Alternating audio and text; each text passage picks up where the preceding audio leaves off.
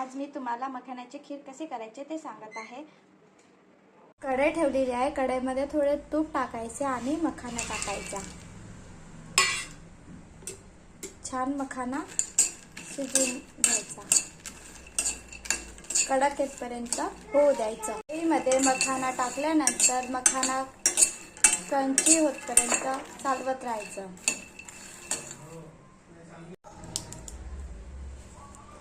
मखाना crunchy झालेला नाहीये।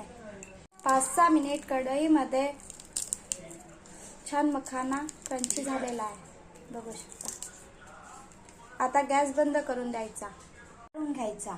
त्याच्यामध्ये बदाम आणि काजू रोस्ट व्हायला टाकायचे। छान रोस्ट करून घ्यायचे बदाम आणि काजू। काजू छान रोस्ट झालेले आहे, मिक्सरच्या पॉटमध्ये टाकायचे आणि मिक्सरमधनं काढून घ्यायचा। कढई ठेवलेली आहे, कढईमध्ये तूप टाकलेले आहे।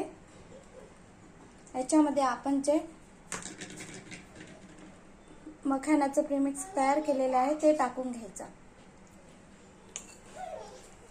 थोडी साखर टाकायची आणि बेबीसाठी आहे तर थोडी साखर टाकायची आणि पाणी टाकायचं आणि मिक्स करून घ्यायचं।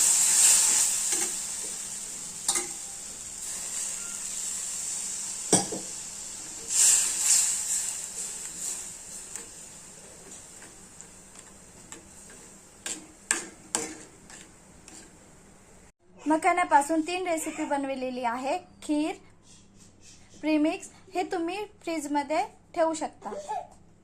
आणि मखाना तुपामध्ये रोस्ट केला आणि त्याच्यावर मीठ आणि तिखट टाकलेले आहे।